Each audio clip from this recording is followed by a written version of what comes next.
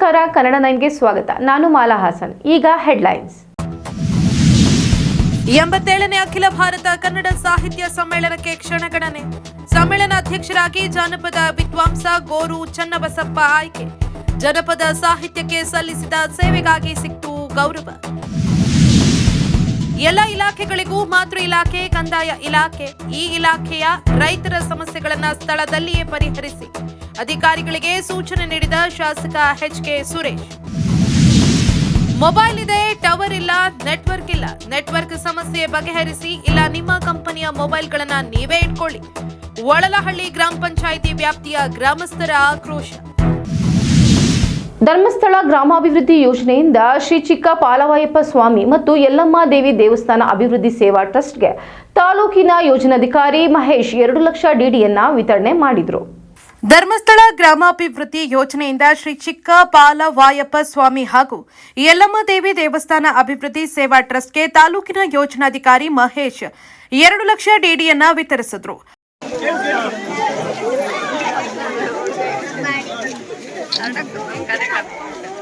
ತಾಲೂಕಿನ ವೈಎನ್ ಹೊಸಕೋಟೆ ಹೋಬಳಿ ಆರ್ಡಿ ರೊಪ್ಪ ಗ್ರಾಮಕ್ಕೆ ಧರ್ಮಸ್ಥಳ ಗ್ರಾಮಾಭಿವೃದ್ಧಿ ಯೋಜನೆ ಅಧಿಕಾರಿಗಳು ಭೇಟಿ ನೀಡಿ ಗ್ರಾಮಸ್ಥರನ್ನ ಉದ್ದೇಶಿಸಿ ಮಾತನಾಡಿದರು. ಧರ್ಮಸ್ಥಳ ಗ್ರಾಮ ಯೋಜನೆಯು ಜನರ ಅಭಿವೃದ್ಧಿಗಾಗಿ ಅನೇಕ ಕಾರ್ಯಕ್ರಮಗಳನ್ನು ಹಮ್ಮಿಕೊಂಡಿದೆ. ಅದರಲ್ಲಿ ದೇವಸ್ಥಾನ ಅಭಿವೃದ್ಧಿ ಕೂಡ ಒಂದು. ಇಲ್ಲಿಯವರೆಗೆ ಪಾವಗಡ ತಾಲೂಕಿನ ದೇವಸ್ಥಾನಗಳ ಅಭಿವೃದ್ಧಿಗೆ ಸುಮಾರು 1,47 ಲಕ್ಷ ರೂಪಾಯಿ ಅನುದಾನ ವಿತರಣೆ ಮಾಡಲಾಗಿದೆ ಅಂದರು. ಬಾಕಿ ಮಾಡ್ಕೊಂಡಿದ್ದೀನಿ. ಹಾಗಾದ್ರೆ ಯಾರು ಏನಂತ ನಾನು ಹೇಳಿಕೆ ಹೋಗೋದಿಲ್ಲ. ಸುಮಾರು 8 ಲಕ್ಷಕ್ಕಿಂತ ಹೆಚ್ಚು ಮೊತ್ತವನ್ನ ಈಗ ನಮ್ಮೂರಲ್ಲೇ ಒಂದು ಸ್ವಲ್ಪ ಬಾಕಿ ಇರೋದ್ರಿಂದ ಯಾವುದನ್ನು ಪರಿಗಣಿಸೋದಿಲ್ಲ. ಅಂದರೆ ಜನರಿಗೆ ಅನುಕೂಲ ಆಗಬೇಕನ್ನೋ ಉದ್ದೇಶ ಇಟ್ಕೊಂಡು ಇವತ್ತು ನಮ್ಮದೇ ಒಂದು ದೇವಸ್ಥಾನ ಆಗೋದ್ರಿಂದ ವಿಶೇಷವಾಗಿ ನಾವು ಸಮೇತ ನಮ್ಮ ಪೂಜ್ಯರೊಟ್ಟಿಗೆ ಬೇರೆ ಬೇರೆ ಒಂದು ನಮ್ಮ ಅಧಿಕಾರೊಟ್ಟಿಗೆ ನಾವು ಮಾತಾಡ್ಕೊಂಡ್ವಿ. ಮತ್ತು ಇಲ್ಲಿದ್ದಂಥ ಎಲ್ಲ ಕಮಿಟಿಯ ಪದಾಧಿಕಾರಿಗಳು ಸಮೇತ ದರ್ಶನ ಮಾಡಿ ದೇವಸ್ಥಾನಕ್ಕೆ ಹೋಗಿ ದರ್ಶನ ಮಾಡಿ ಪೂಜ್ಯರಲ್ಲಿ ಒಂದು ಮನವಿ ಮಾಡಿಕೊಂಡಾಗ ಅವರೊಂದು ಪ್ರಸಾದ ರೂಪದಲ್ಲಿ ನಿಮಗೆ ಅವಕಾಶ ಮಾಡಿಕೊಟ್ಟಿದ್ದಾರೆ. ಸುಮಾರು 2 ಲಕ್ಷ ಮೊತ್ತವನ್ನು ಇವತ್ತು ನಮ್ಮ ದೇವಾಲಯಕ್ಕೆ ಅನುದಾನವನ್ನು ಮಾಡಿಕೊಟ್ಟಿದ್ದಾರೆ. ಇದನ್ನು ಪ್ರಸಾದ ಅಂತ ಸ್ವೀಕರಿಸಿ ಇದು ಧರ್ಮಸ್ಥಳ ಯೋಜನೆಯಲ್ಲಿ ವಿಶೇಷವಾಗಿ ಅಂತಂದರೆ ಪ್ರತಿಯೊಬ್ಬ ಸದಸ್ಯರು ಸಮೇತ ಒಂದು ಆರ್ಥಿಕವಾಗಿ ಅವರ ಅಭಿವೃದ್ಧಿ ಆಗಬೇಕನ್ನೋ ಉದ್ದೇಶ ಇಟ್ಕೊಂಡು ಬ್ಯಾಂಕ್ ಮುಖಾಂತರ ಇವತ್ತು SBI ಬ್ಯಾಂಕ್ನಲ್ಲಿ ಈಗಾಗಲೇ ನಮ್ಮ ತಾಲೂಕಿನಲ್ಲಿ ಸುಮಾರು 30,000ಕ್ಕಿಂತ ಹೆಚ್ಚು ಜನಸಂಖ್ಯೆ ನೋಂದಾವಣೆ ಆಗಿಬಿಟ್ಟು 120 ಕೋಟಿ ಅಷ್ಟು ಸಾಲವನ್ನು ವ್ಯವಹಾರಗಳನ್ನು ಮಾಡ್ಕೊಂಡು ಬಂದಿದ್ದಾರೆ. ಎಷ್ಟೋ ಜನರಿಗೆ ಇವತ್ತು ಸಾಲವನ್ನು ಕೊಡಬೇಕಂದ್ರೆ ಬಹಳ ಕಷ್ಟ ಇರೋ ಸಂದರ್ಭದಲ್ಲಿ ಅವರು ಬ್ಯಾಂಕಿನೊಟ್ಟಿಗೆ ನಾವು ಮಾತಾಡಿಕೊಂಡು ನಮ್ಮ ಪೂಜ್ಯರು ವಿಶೇಷವಾಗಿ ನಮ್ಮ ಈ ತುಮಕೂರು ಜಿಲ್ಲೆಯ ಒಂದು ಕಾಗೋಡ ತಾಲೂಕು, ಗಡಿಭಾಗ ತಾಲೂಕು ಅಂತ ಹೇಳ್ಕೊಂಡು ಜನರಿಗೆ ಅನುಕೂಲ ಆಗಬೇಕನ್ನೋ ಒಂದು ಉದ್ದೇಶ ಇಟ್ಕೊಂಡು ನಾವು SBI ಬ್ಯಾಂಕ್ ಮುಖಾಂತರ ಇವತ್ತು ಸ್ವಸಹಾಯ ಸಂಘದ ಸದಸ್ಯರಿಗೆ ಈ ನಮ್ಮ ಯೋಜನೆ ಮುಖಾಂತರ ಸುಮಾರು 120 ಕೋಟಿಗಿಂತ ಹೆಚ್ಚು ಮೊತ್ತವನ್ನು ಇವತ್ತು ಅವರಿಗೆ ಒಂದು ಆರ್ಥಿಕವಾಗಿ ಮುಂದೆ ಬರಬೇಕನ್ನೋ ಉದ್ದೇಶಕ್ಕಾಗಿ ಸಣ್ಣ ಉದ್ದೇಶಗಳಿಗೆ ಅವ್ರಿಗೆ ಅನುಕೂಲ ಆಗಬೇಕನ್ನೋ ಒಂದು ಕಾರಣಕ್ಕಾಗಿ ಇವತ್ತು ಅವ್ರಿಗೆ ಒಂದು ಪ್ರಗತಿಯನ್ನು ವಿತರಣೆ ಮಾಡುವಂಥ ಕಾರ್ಯಕ್ರಮವನ್ನು ಮಾಡಿದ್ದೇವೆ. ಹಾಗಾಗಿ ಈ ಒಂದು ಸೌಲಭ್ಯವನ್ನು ನಮ್ಮ ತಾಲೂಕಿನಲ್ಲಿ ಸುಮಾರು 30,000ಕ್ಕಿಂತ ಹೆಚ್ಚು ಜನಸಂಖ್ಯೆಯನ್ನು ತಗೊಂಡು ಅದರಲ್ಲಿ ಅವ್ರಿಗೆ ಆಗುವಂಥ ಏನು ಒಂದು ಕುರಿ ಖರೀದಿಯಾಗಿರ್ಬೋದು, ಹಸು ಖರೀದಿಯಾಗಿರ್ಬೋದು ಅಥವಾ ಮಕ್ಕಳ ಶಿಕ್ಷಣಕ್ಕಾಗಿರ್ಬೋದು, ಇಂಥ ಹಲವಾರು ರೀತಿಯಾದಂಥ ಕಾರ್ಯಕ್ರಮಕ್ಕೆ ಈ ಒಂದು ಯೋಜನೆಯಲ್ಲಿ ಪಾಲುದಾರರಾಗಿ ಇವತ್ತು ಆರ್ಥಿಕವಾಗಿ ಮುಂದೆ ಬರಲಿಕ್ಕೆ ಅನುಕೂಲವನ್ನಾಗಿದೆ ಅಂತ ಹೇಳಿಕೆ. ಈ ಸಂದರ್ಭದಲ್ಲಿ ದೇವಸ್ಥಾನದ ಅಧ್ಯಕ್ಷರು, ಪದಾಧಿಕಾರಿಗಳು, ಹೊಸಕೋಟೆ ಮೇಲ್ವಿಚಾರಕ ಮಹಮ್ಮದ್, ಸೇವಾ ಪ್ರತಿನಿಧಿ ರಾಧಮ್ಮ ಮತ್ತು ಗ್ರಾಮಸ್ಥರು ಉಪಸ್ಥಿತರಿದ್ದರು. ಕಂದಾಯ ಇಲಾಖೆಯ ವ್ಯಾಪ್ತಿಯಲ್ಲಿನ ಸಮಸ್ಯೆಗಳಿಗೆ ಸಂಬಂಧಿಸಿದ ವಿಷಯಗಳ ಬಗ್ಗೆ ಸಭೆಯಲ್ಲಿ ಚರ್ಚಿಸಿ ಇತ್ಯರ್ಥ ಮಾಡಿಕೊಳ್ಳಿ ಎಂದು ಬೇಲೂರು ವಿಧಾನಸಭಾ ಕ್ಷೇತ್ರದ ಶಾಸಕ ಎಚ್.ಕೆ. ಸುರೇಶ್ ತಿಳಿಸಿದರು. ಕಂದಾಯ ಇಲಾಖೆಯ ವ್ಯಾಪ್ತಿಯಲ್ಲಿನ ಪೌತಿ ಖಾತೆ, ಪಿಂಚಣಿ, ಪಡಿತರ, ಸರ್ವೆ ಸಮಸ್ಯೆಗಳಿಗೆ ಸಂಬಂಧಪಟ್ಟ ವಿಷಯಗಳ ಬಗ್ಗೆ ಸಭೆಯಲ್ಲಿ ಚರ್ಚಿಸಿ ಇತ್ಯರ್ಥ ಮಾಡಿಕೊಳ್ಳಿ ಅಂತ ಬೇಲೂರು ವಿಧಾನಸಭಾ ಕ್ಷೇತ್ರದ ಶಾಸಕ ಎಚ್.ಕೆ. ಸುರೇಶ್ ಹೇಳಿದ್ದಾರೆ. ಹಳೆಬೀಡಿನಲ್ಲಿಂದು ನಡೆದ ಕಂದಾಯ ಅದಾಲತ್ ಜನತಾ ದರ್ಶನ ಕಾರ್ಯಕ್ರಮದಲ್ಲಿ ಮಾತನಾಡಿದ ಅವರು, ಯಾವುದೇ ಸಮಸ್ಯೆಗಳಿದ್ರೂ ಅದಕ್ಕೆ ಪರಿಹಾರ ಇದ್ದು ಸಮಾಧಾನದಿಂದ ಸಮಸ್ಯೆಗಳನ್ನು ಪರಿಹರಿಸಿಕೊಳ್ಳಿ. ಎಲ್ಲ ಇಲಾಖೆಗಳಿಗೂ ಮಾತೃ ಇಲಾಖೆ ಕಂದಾಯ ಇಲಾಖೆ ಆಗಿದ್ದು, ಕಂದಾಯ ಇಲಾಖೆಯ ಸಮಸ್ಯೆಗಳು ಪರಿಹಾರವಾದರೆ ಇಡೀ ಸಮಸ್ಯೆಯೇ ಪರಿಹಾರವಾದಂತೆ. ಆದ್ರಿಂದ ರೈತರ ಕಂದಾಯ ಇಲಾಖೆಯ ಯಾವುದೇ ಸಮಸ್ಯೆಗಳಿದ್ರೂ ಮೊದಲು ಅವರ ಸಮಸ್ಯೆಗಳನ್ನ ಪರಿಹರಿಸಿಕೊಡಿ ಅಂತ ಅಧಿಕಾರಿಗಳಿಗೆ ತಿಳಿಸಿದ್ರು. 18 ಎಕರೆ 17 ಜನಕ್ಕಾಗಿದೆ, 16 ಜನಕ್ಕೆ, ಅದ್ರ ಜೊತೆನಲ್ಲಿ 17 ಜನಕ್ಕೆ, ಮತ್ತೆ 6 ಜನಕ್ಕೆ 9 ಎಕರೆ ಆಗಿದೆ. ಒಟ್ಟು ಹಂಗಾಮಿ ಸಾಗುವಳಿ ಚೀಟಿನಲ್ಲಿ 27 ಎಕರೆ ಆಗಿದೆ. ಅಲ್ಲಿರ್ತಕ್ಕಂಥದ್ದು ಎಷ್ಟು? 23, 17 ಅಂದರೆ ಇನ್ನೂ 3.5 ಎಕರೆ, 3 ಎಕರೆ 23 ಕುಂಟೆ ಎಕ್ಸಸ್ ಆಗಿದೆ. ಇದು ಇನ್ನು ಇದಲ್ಲದೆ 35 ಜನ ಇದ್ದಾರೆ. ಆ ಮೂರ್ತಿ ಜನರಲ್ಲಿ ಸರ್ ಕೌಂಟಿಂಗ್ ಆಯ್ತು. ಈಗ 35 ಜನ ಇಷ್ಟಿದ್ದಾರೆ ನೋಡ್ರಪ್ಪ. ಈಗ ನೀವೆಲ್ಲರೂ ಇದ್ದೀರಾ ಗ್ರಾಮದವರು, 35 ಜನ ಇದ್ದೀರಾ. 35 ಜನ ಇದ್ದೀರಾ. 23 ಎಕರೆ 17 ಕುಂಟೆ ಇದೆ. HRP ರಿಸರ್ವ್ ಮಾಡಿರೋದನ್ನ ನಾವು ಕಿತ್ಕೊಳಕ್ಕಲ್ಲ, ನೀವು ಕಿತ್ಕೊಳಕ್ಕಲ್ಲ, ಗೊತ್ತಿರ್ತಕ್ಕಂಥ ವಿಚಾರ ಅಲ್ವಾ. ಇದು ನೀವು ಹಿಂದೆನೇ ಇದಕ್ಕೆಲ್ಲ ಕೋರ್ಟ್ಗೆ ಹೋಗಿ ಇದು ನಾವು ಅವಾಗಲಿಂದ ಸಾಗುವಳಿ ಮಾಡ್ತಾ ಇದ್ದೀವಿ, ಇದು HRPಗೆ ಕೊಡಬೇಡಿ, ನಮಗೆ ರಿಸರ್ವ್ ಮಾಡಿ ಇಡಿ ಅಂತಕ್ಕಂಥದ್ದು ನೀವು ಮಾಡಬೇಕಾಗಿತ್ತು. ಗೊತ್ತಾಯ್ತಲ್ಲ. ಇದು ಯಾವ ಬರ್ತಿರೋದು ಅವತ್ತಿನ ಕಾಲ, ಇದು ಈಗ ಹೇಳ್ತಿರೋದು ನಮ್ಗೆ ಗೊತ್ತೇ ಇಲ್ಲ.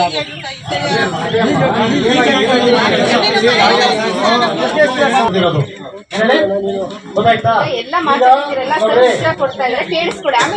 75 ಎಕರೆ ಆಲ್ರೆಡಿ ರಿಸರ್ವ್ ಮಾಡಿದ್ದಾರೆ. ಅದು ಹಿಂದೆ ಮಾಡಿರ್ತಕ್ಕಂಥದ್ದು. ಯಾವ ಇಸ್ವಿನಲ್ಲಿ ಮಾಡಿದ್ಯಪ್ಪ? 90ರಲ್ಲಿ. ಏನಪ್ಪ ಹೆಚ್ಚು ಕಡಿಮೆ ಅವಾಗೆಲ್ಲ ನಮಗೂ ಜ್ಞಾನ ಇರಲಿಲ್ಲ, ನಿಮಗೆಲ್ಲ ಇದಕ್ಕೆಲ್ಲ ಗೊತ್ತಿಲ್ಲ. ಆಗ ಮಾಡಿದ್ದಾರೆ.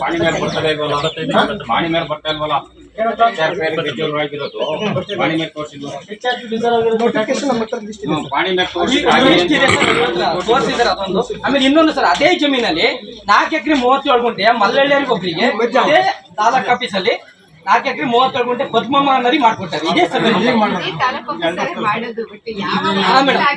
ಐದು ವರ್ಷ ಹಿಂದೆ ಅವ್ರದ್ದು ಪಾಣಿ ಇದೆ. ತಾಲೂಕ್ ಆಫೀಸ್ ಚೇಂಜ್ ಆಗಲ್ಲ ಮೇಡಮ್, ತಾಲೂಕ್ ದಂಡಾಧಿಕಾರಿಗಳು ಚೇಂಜ್ ಆಗ್ಬೋದು, ಅಧಿಕಾರಿಗಳು ಚೇಂಜ್ ಆಗ್ಬೋದು, ಆದ್ರೆ ನಿಮ್ಮ ಆಫೀಸ್ ಅದೇ ಇರೋದು ಮೇಡಮ್. ಅದೇ ಸರ್ವೆ ನಂಬರ್, ಅದು ಪಾಣಿ ಇದೆ, ಅವ್ರ ಹೆಸರು ಬರ್ತಾ ಇದೆ, ಲೋನ್ ಎಲ್ಲ ತಗೊಂಡಾರೆ. ಅದೇ ಮಾಡ್ಕೊಟ್ರು ಸರ್. ಈ ವೇಳೆ ಕಂದಾಯ ಇಲಾಖಾ ಅಧಿಕಾರಿಗಳು, ಗ್ರಾಮಸ್ಥರು ಹಾಗೂ ಇತರರು ಹಾಜರಿದ್ದರು. ಸಕಲೇಶಪುರ ತಾಲೂಕಿನ ಒಳ್ಳಳ್ಳಿ ಗ್ರಾಮ ಪಂಚಾಯಿತಿ ವ್ಯಾಪ್ತಿಯ ಗ್ರಾಮಗಳಲ್ಲಿ ಮೊಬೈಲ್ ನೆಟ್ವರ್ಕ್ಗಾಗಿ ಟವರ್ ಇಲ್ಲದೆ ಗ್ರಾಮಸ್ಥರು ಹಾಗೂ ಆನ್ಲೈನ್ನಲ್ಲಿ ಪಾಠ ಕಲಿಯುವ ಶಾಲಾ ಮಕ್ಕಳು ಪರದಾಡುವ ಪರಿಸ್ಥಿತಿ ಎದುರಾಗಿದೆ. ಸಕಲೇಶಪುರ ತಾಲೂಕಿನ ಒಳಲಹಳ್ಳಿ ಗ್ರಾಮ ಪಂಚಾಯಿತಿ ವ್ಯಾಪ್ತಿಯ ಹಿರದನಹಳ್ಳಿ, ಮೊಗನಹಳ್ಳಿ, ಹೊಸಳ್ಳಿ ಗ್ರಾಮದಲ್ಲಿ ಮೊಬೈಲ್ ನೆಟ್ವರ್ಕ್ಗಾಗಿ ಟವರ್ ಇಲ್ಲದೆ ಗ್ರಾಮಸ್ಥರು ಹಾಗೂ ಆನ್ಲೈನ್ನಲ್ಲಿ ಪಾಠ ಕಲಿಯುವ ಶಾಲಾ ಮಕ್ಕಳು ಪರದಾಡುವ ಪರಿಸ್ಥಿತಿ ಎದುರಾಗಿದೆ.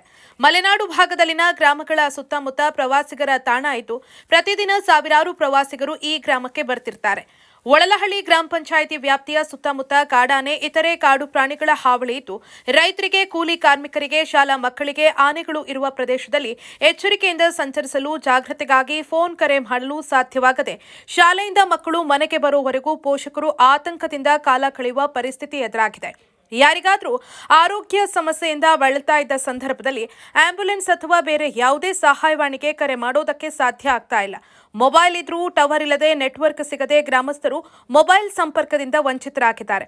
ಇನ್ನು ನಿಮ್ಮ ಕಂಪನಿಯ ಮೊಬೈಲ್ಗಳನ್ನು ನೀವೇ ಇಟ್ಕೊಳ್ಳಿ. ಆ ಗ್ರಾಮಕ್ಕೆ ನೆಟ್ವರ್ಕ್ ಸಮಸ್ಯೆ ಬಗೆಹರಿಸದೇ ಇದ್ದಲ್ಲಿ ರಸ್ತೆ ತಡೆದು ಪ್ರತಿಭಟಿಸುವುದಾಗಿ ಗ್ರಾಮಸ್ಥರು ಆಕ್ರೋಶ ವ್ಯಕ್ತಪಡಿಸಿದ್ದಾರೆ.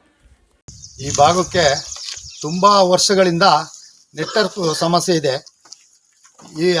ಈಗ ದೇಶದಲ್ಲಿ 5G ಕೊಡಬೇಕು, 4G ಕೊಡಬೇಕು, ಎಲ್ಲ ಕಡೆ ಹೇಳ್ತಾರೆ. ಸ್ಕೂಲ್ ಮಕ್ಕಳಿಗೆ ಸ್ಮಾರ್ಟ್ ಫೋನ್ ಕೊಡಬೇಕು ಅಂತೇಳಿ ಹೇಳ್ತಾರೆ. ಆದರೆ ಇಲ್ಲಿ ಸ್ಕೂಲ್ ಮಕ್ಕಳಿಗೆ ಒಂದು ವಿದ್ಯಾಭ್ಯಾಸಕ್ಕೆ ಒಂದು ಎಕ್ಸಾಮ್ ಟೈಮಲ್ಲಿ ಒಂದು ಆನ್ಲೈನ್ ಪಾಠ ಮಾಡ್ತಾರೆ. ಕೆಲವು ಸಮಸ್ಯೆಗಳು ಯಾವ ನೆಟ್ವರ್ಕು ಇಲ್ಲಿ ಇಲ್ಲ. ಜಿಯೋ ಆಗಿರ್ಬೋದು, BSNL ಆಗಿರ್ಬೋದು, ಯಾವ್ದಾದ್ರು ಒಂದು ನೆಟ್ವರ್ಕು ತುಂಬ ದಿವಸದಿಂದ ನಾವು ಕೇಳ್ತಾ ಬಂದ್ವಿ. ಇದುವರೆಗೂ ಯಾವ ಅಧಿಕಾರಿಗಳು ನಮ್ಮ ಮಲೆನಾಡು ಕಡೆ ಈ ಹಳ್ಳಿ ಸಮಸ್ಯೆಯನ್ನು ಬಗೆಹರಿಸಿಲ್ಲ. ಇನ್ನು ಮುಂದಿನ ದಿನಗಳಲ್ಲಾಗಲಿ ನಮ್ಮ ಮಲೆನಾಡು ಭಾಗಕ್ಕೆ ಒಂದು ನೆಟ್ವರ್ಕ್ ಕೊಟ್ಟು ಈ ಸಮಸ್ಯೆಯನ್ನು ಬಗೆಹರಿಸಬೇಕು ಅಂತೇಳಿ ಅಧಿಕಾರಿಗಳಿಗಾಗಲಿ ನಮ್ಮ ನಾಯಕರುಗಳಲ್ಲಾಗಲಿ ನಾವು ಮನವಿ ಮಾಡ್ತೀವಿ. ಇನ್ನೊಂದೇನಪ್ಪ ಅಂದರೆ ಇಲ್ಲಿ 2017ರಿಂದ ನಮಗೆ ಇಲ್ಲಿ ಎತ್ತಿನಳ ಪ್ರಾಜೆಕ್ಟ್ ಮಾಡ್ತಿದ್ದಾರೆ. ಆವಾಗ ನಮಗೆ ಭರವಸೆ ಕೊಟ್ಟಿದ್ರು, ನೆಟ್ವರ್ಕ್ ಮಾಡಿಕೊಡ್ತೀವಿ, ನಿಮಗೆ ರಸ್ತೆ ಮಾಡಿಕೊಡ್ತೀವಿ, ಕುಡಿಯೋ ನೀರಿನ ಯೋಜನೆ ಮಾಡಿಕೊಡ್ತೀವಿ ಅಂತ. ಇದುವರೆಗೂ ಈ ನೆಟ್ವರ್ಕು ಒಂದು ಪ್ರಾಬ್ಲಮ್ ಆದರೆ ಕುಡಿಯೋ ನೀರಿನ ಒಂದು ಸಮಸ್ಯೆ ಇದೆ, ಆನೆದೊಂದು ಸಮಸ್ಯೆ ಇದೆ. ಈ ಥರ ಎಲ್ಲ ಸಮಸ್ಯೆಗಳು ಜಾಸ್ತಿ ಆಗ್ತಿದ್ದಾವೆ. ಆದರೆ ನಮ್ಮ ಈ ಮೂಲ ನೀರನ್ನು ನಾವು ಚಿಕ್ಕಬಳ್ಳಾಪುರ, ಕೋಲಾರ, ಗ್ರಾಮಾಂತರ ಜಿಲ್ಲೆಗೆ ಈಗಾಗಲೇ ಮಾನ್ಯ ಮುಖ್ಯಮಂತ್ರಿಗಳು, ಜಲಸಂಪನ್ಮೂಲ ಸಚಿವರಾದ DK ಶಿವಕುಮಾರ್ ಇಲ್ಲಿ ಬಂದು ಉದ್ಘಾಟನೆ ಮಾಡಿ ನೀರನ್ನು ತಗೊಂಡೋಗಿದ್ದಾರೆ. ಆದರೂ ಈಗಲೂ ಕೂಡ ನಮಗೆ ಈ ಸಮಸ್ಯೆ ಇದ್ರು ಈ ನೀರು ತಗೊಂಡೋದ ಮೇಲೂ ನಮಗೆ ಒಂದೇ ₹1 ಕೆಲಸದ ನೆಟ್ವರ್ಕ್ ಆಗಲಿ, ಕುಡಿಯೋ ನೀರಿನ ಯೋಜನೆ ಆಗಲಿ ₹1 ಕೊಡ್ತಾ ಇಲ್ಲ. ಸಂಬಂಧಪಟ್ಟ BSNL ಅಧಿಕಾರಿಗಳು ಕೂಡಲೇ ಎಚ್ಚರಿಸಿಕೊಂಡು ನಮಗೆ ಹಿಂದಿನಿಂದ ನಾವು ಟವರ್ ಬಗ್ಗೆ ಏನು ಬೇಡಿಕೆ ಇಟ್ಟರು ಮಾಡಿಕೊಟ್ಟಿಲ್ಲ. ಅದನ್ನು ದಯವಿಟ್ಟು ಕೂಡಲೇ ಮಾಡಿಕೊಡಬೇಕಾಗಿ ಮನವಿ. ನಾವು ಮನವಿ ಕೊಟ್ಟಂಥ ಸಂದರ್ಭ ಮಾಡಿಕೊಡ್ಲಿಲ್ಲ ಅಂದರೆ ಮುಂದಿನ ದಿನಗಳಲ್ಲಿ ನಾವು ಈ ರಸ್ತೆ ತಡೆದು ಇಲ್ಲೇ ಪ್ರತಿಭಟನೆ ಮಾಡಬೇಕಾಗುತ್ತದೆ. ಇದನ್ನು ದಯವಿಟ್ಟು ಮಾಡಿಕೊಡ್ಬೇಕಾಗಿ ಮನವಿ. ಇರಲೇಬೇಕು, ಇಲ್ಲಾಂದ್ರೆ ಮುಂದಿನ ದಿನಗಳಲ್ಲಿ ಉಗ್ರ ಹೋರಾಟ ಅಂತ ಖಂಡಿತವಾಗಿ ಮಾಡ್ತೀವಿ. ಇಲ್ಲೇ ಡ್ಯಾಮ್ ಇರುವ ಕಾರಣ ನಾವು ನೀರು ಹೋಗೋಕ್ಕೆ ಯಾವುದೇ ಕಾರಣಕ್ಕೂ ಬಿಡಲ್ಲ. 100% ನಮಗೆ ನೆಟ್ವರ್ಕ್ ಬೇಕೇ ಬೇಕು. ಇಲ್ಲಿ ಸಮಸ್ಯೆಗಳು ಎಷ್ಟು ಇದೆ ಅಂದರೆ ಹೇಳಂಗೆ ಇಲ್ಲ. ನೆಟ್ವರ್ಕ್ ಇಲ್ಲ ಅಂದರೆ ಸ್ಕೂಲ್ ಮಕ್ಕಳಿಗೆ ಇಂಟರ್ನೆಟ್ ಯೂಸ್ ಮಾಡೋಕ್ಕೆ ಎಷ್ಟು ಪ್ರಾಬ್ಲಮ್ ಆಗುತ್ತೆ, ಜನಗಳಿಗೆ ಎಷ್ಟು ತೊಂದರೆ ಆಗುತ್ತೆ. ಇಲ್ಲಿ ಎಷ್ಟು ಜನ ಪ್ರವಾಸಿಗರು ಬರ್ತಾರೆ, ಎಲ್ಲರಿಗೂ ತುಂಬ ತೊಂದರೆ ಆಗ್ತದೆ. ದಯವಿಟ್ಟು ನೀವು ಸಂಬಂಧಪಟ್ಟ ಅಧಿಕಾರಿಗಳು ನಮಗೊಂದು ನೆಟ್ವರ್ಕ್ ಮಾಡಿಕೊಡ್ಲೇಬೇಕು. ಇಲ್ಲಾಂದರೆ ಉಗ್ರ ಹೋರಾಟ ಮಾಡೋಕ್ಕೆ ಖಂಡಿತ. ಈ ಸಂದರ್ಭದಲ್ಲಿ ಒಳಹಳ್ಳಿ ಕೃಷಿ ಪತ್ತಿನ ಸಹಕಾರ ಸಂಘದ ನಿರ್ದೇಶಕ ಎಚ್.ಬಿ. ಹೂವಣ್ಣಗೌಡ, ಎಚ್.ಎಂ. ರಾಜೇಗೌಡ, ಮೋಹನ್ ಕುಮಾರ್ ಎಚ್.ಬಿ., ಪುಟ್ಟಸ್ವಾಮಿಗೌಡ, ಸುಪ್ಪೇಗೌಡ ಸೇರಿದಂತೆ ಇತರರು ಹಾಜರಿದ್ದರು. ಈಗ ಚಿಕ್ಕದೊಂದು ವಿರಾಮ.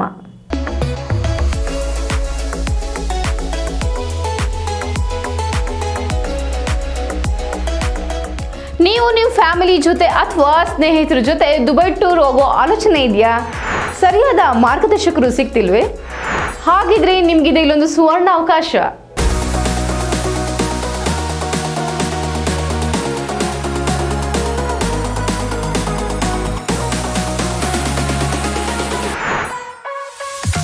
ಕಡಿಮೆ ವೆಚ್ಚದಲ್ಲಿ ಕರ್ನಾಟಕದ ಪ್ರಸಿದ್ಧ ಟ್ರಾವೆಲ್ ಈಸಿ ವತಿಯಿಂದ 5 ರಾತ್ರಿ 6 ದಿನಗಳ ದುಬೈ ಶಾಪಿಂಗ್ ಫೆಸ್ಟಿವಲ್ ಟೂರ್ ಆಯೋಜಿಸಲಾಗಿದ್ದು, ವಿಶೇಷ ರಿಯಾಯಿತಿ ದರದಲ್ಲಿ EMI ಆಪ್ಷನ್ ಕೂಡ ಲಭ್ಯವಿದೆ.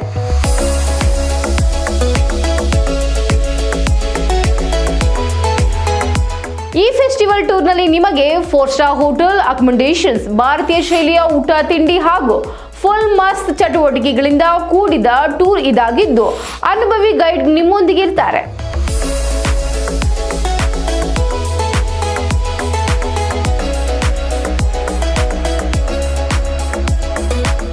ಸೈಟ್ ಸೀಯಿಂಗ್ ಪ್ಲೇಸಸ್ ಅಲ್ಲಿ ನೀವು ಮಿರಾಕಲ್ ಗಾರ್ಡನ್ ಮತ್ತು ಗ್ಲೋಬಲ್ ವಿಲೇಜ್,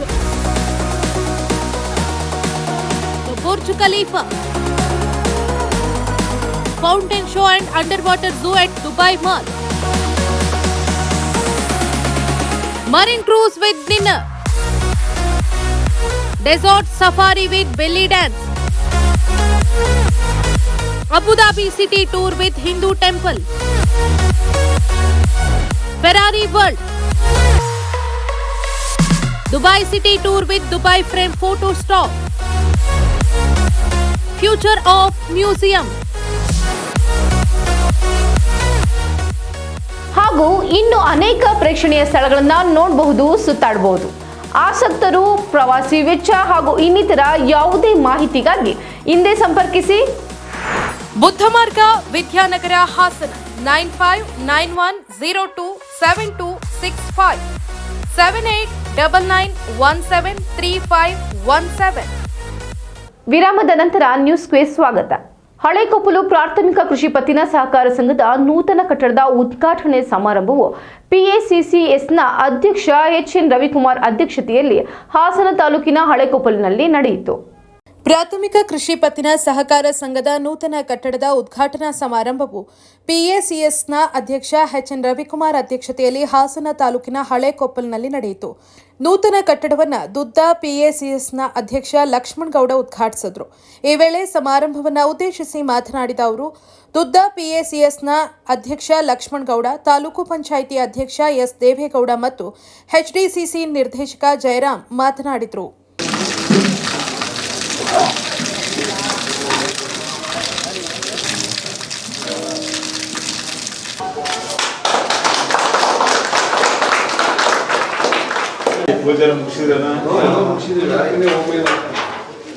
ಯಾರು ದೇವೇಗೌಡ ಯಾರು, ಲಕ್ಷ್ಮಣ ಯಾರು, ತಿಮ್ಮೇಗೌಡರು ಯಾರು ಎಲ್ಲ ಗೊತ್ತಿರ್ತಾರೆ, ಯಾರಿಗೆ ಸಾಲ ಕೊಟ್ಟರೆ ಏನಾಗ್ಬೋದು ಅಂತೇಳಿ. ಆಮೇಲೆ ಅವ್ರಿಗೆ ಅಧ್ಯಕ್ಷರಿಗೆ ಹೇಳಿ ನಾವು ಹೆಚ್ಚಿಗೆನೂ ತಗೋಬಹುದು. ಅದರಿಂದ ನೀವೆಲ್ಲರೂ ಕೂಡ ಬ್ಯಾಂಕಲ್ಲಿ ವ್ಯವಹಾರ ಮಾಡೋದಕ್ಕಿಂತ ಸೊಸೈಟಿಗಳಲ್ಲಿ ವ್ಯವಹಾರ ಮಾಡಿದರೆ ಯಾವತ್ತಾರು ಒಂದು ದಿವಸ ಕುಮಾರಣ್ಣಂತರು ಬಂದಾಗ ಸಾಲ ಮನ್ನಾ ಮಾಡ್ತಾರೆ. ಅದರ ಸಂಸ್ಥೆ ಇಲ್ಲಿ ಹುಟ್ಟಿ 48 ವರ್ಷ ಆಗಿದೆ. ನಿಮ್ಮ ಕೃಷಿ ಪತ್ತಿನ ಸಂಘ ಹಳೆಕೊಪ್ಪಲು 1976ರಲ್ಲಿ ಓಪನ್ ಆಗಿ 48 ವರ್ಷ ತುಂಬಿದ್ರಲ್ಲಿ ಸಂದರ್ಭದಲ್ಲಿ ಒಂದು ಗೋರ್ಡನ್ನು ಮತ್ತು ಒಂದು ಆಡಳಿತ ಮಂಡಳಿಯ ಬಿಲ್ಡಿಂಗ್ ಉದ್ಘಾಟನೆ ಕಾರ್ಯಕ್ರಮ ಬರೋದು. ನಾವು DCC ಬ್ಯಾಂಕಿಂದ ಕಾಮನ್ ಗುಡ್ ಫಂಡಲ್ಲಿ ಮತ್ತು MLC ಪಟೇಲ್ರು ಸಾಹೇಬರು ಎಲ್ಲ ಸೇರಿ 2.5 ಲಕ್ಷ, ರೇವಣ್ಣ 5 ಲಕ್ಷ ಕೊಟ್ಟು ಈ ಸಂಸ್ಥೆ ಸದೃಢವಾಗಿ ಬೆಳೆದಿರೋದ್ರಿಂದ, ಅವರೇ ಓನ್ ಫಂಡ್ ಹಾಕಿ ನಡೆಸಿರೋದ್ರಿಂದ ಈ ಜಾಗ ರವಿಕುಮಾರ್ ಅಧ್ಯಕ್ಷ, ನಾನು ರವಿಕುಮಾರ್ ಲಕ್ಷ್ಮಣರ ಕೈ ಕೆಳಗೆ ನಾನು ಅವರು ಎಲ್ಲ APMC ಡೈರೆಕ್ಟರ್ ಕೆಲಸ ಮಾಡಿದ್ದೀವಿ. ಅವಕಾಶ ಆಗುತ್ತೆ. ಸಹಕಾರಿ ಸಂಘ ಅಂದರೆ ಎಲ್ಲರೂ ಕೂಡ ಅದು ಸಹಕರಿಸಿದ್ರೆ ಮಾತ್ರ ಅದು ಸಹಕಾರಿ ಸಂಘ. ಸಹಕಾರ ಇಲ್ಲದೆ ಎಷ್ಟೋ ಸಂಘಗಳು ಹಾಳ್ಬಿದ್ದೋಗಿವೆ. ಅಂಥ ಪರಿಸ್ಥಿತಿ ಆಗಿಲ್ಲ ಈ ಊರು. ನನಗೆ ರವಿನ ನಾವು ಎದುರಿಗೆ ಹೇಳೋದಲ್ಲ, ಗ್ರಾಮದ ಬಗ್ಗೆ ಅಪಾರವಾದಂಥ ಕಳಕಳಿ ಇಟ್ಕೊಂಡವನೇ.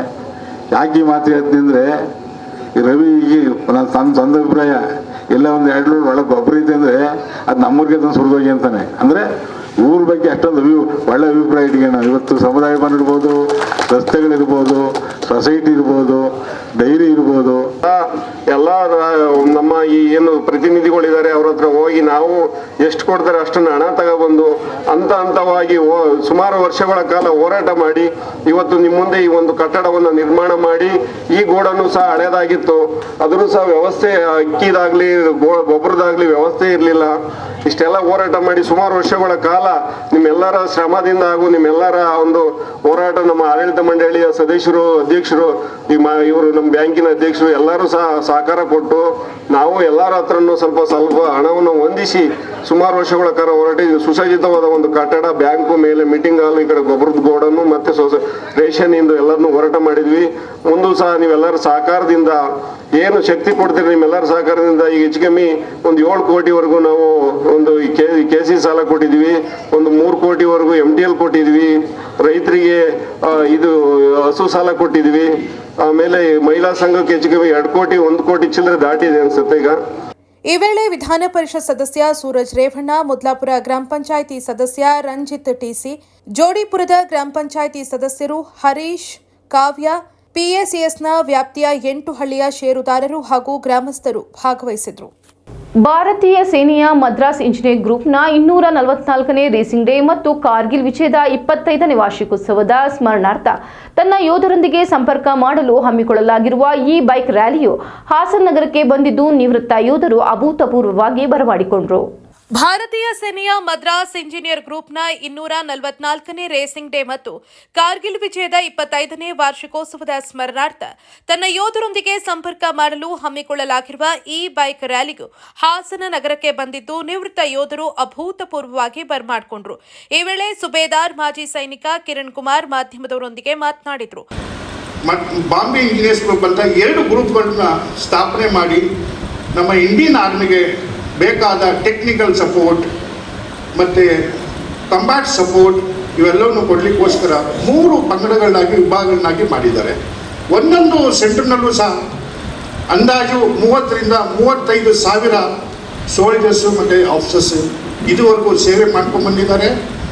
ಈ ಸೇವೆನ 244 ವರ್ಷಗಳಿಂದ ಮಾಡ್ಕೊಂಡು ಬಂದಿದ್ದಾರೆ ಅಂತಂದರೆ ನಮ್ಮದು ಎಷ್ಟು ಹಿಸ್ಟ್ರಿ ಇದೆ ಅದ್ರ ಬಗ್ಗೆ ನಮಗೆ ನಾವೇ ನೋಡಿಲ್ಲ, ಕೆಲವನ್ನ ನಾವೇ ತಿಳ್ಕೊಂಡಿಲ್ಲ, ಅಷ್ಟೊಂದು ಸೇವೆ ಮಾಡ್ಕೊಂಡು ಬಂದಿದ್ದಾರೆ.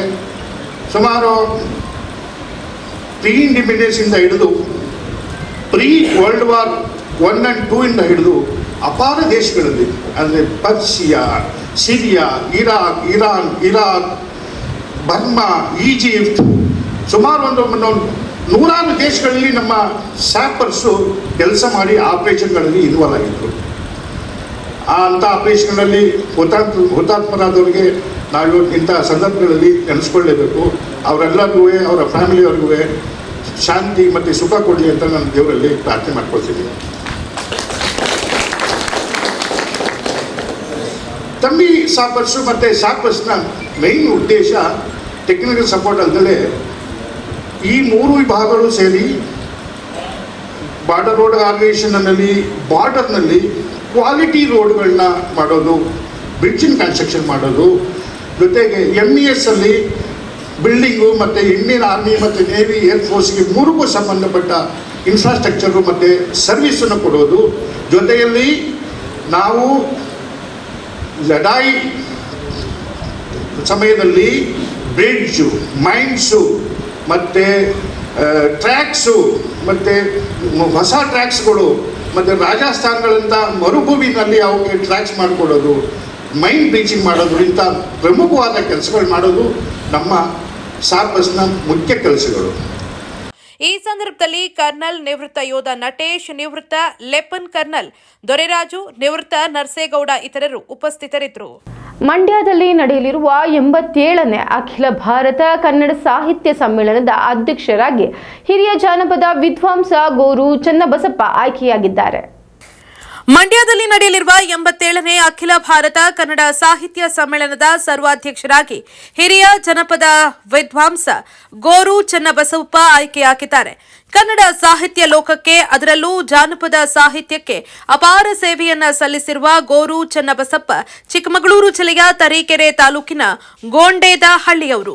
ಗೋರು ಚನ್ನಬಸಪ್ಪ ಅವರ ಇನಿದಾದ ಧ್ವನಿಯಲ್ಲಿ ಜನಪದ ಸಾಹಿತ್ಯ ಸುಧೆಯನ್ನ ಸವಿಯೋದೆ ಸೊಗಸು. ಚನ್ನಬಸಪ್ಪ ಅವರು ಹಿರಿಯ ಜಾನಪದ ತಜ್ಞರು, ಕರ್ನಾಟಕ ಜಾನಪದ ಅಕಾಡೆಮಿಯ ಕ್ರಿಯಾಶೀಲ ಅಧ್ಯಕ್ಷರು. ಅವರು ಕನ್ನಡ ಜನಪದ ಕ್ಷೇತ್ರಕ್ಕೆ ಗುರುತರವಾದ ಸೇವೆ ಸಲ್ಲಿಸಿದ್ದಾರೆ. ಭಾರತದಲ್ಲಿಯೇ ಮೊದಲ ಬಾರಿಗೆ ಕರ್ನಾಟಕದಲ್ಲಿ ಜನಪದ ವಿಶ್ವವಿದ್ಯಾಲಯವನ್ನ ಸ್ಥಾಪಿಸುವಲ್ಲಿ ಅವರ ಪಾತ್ರ ದೊಡ್ಡದು.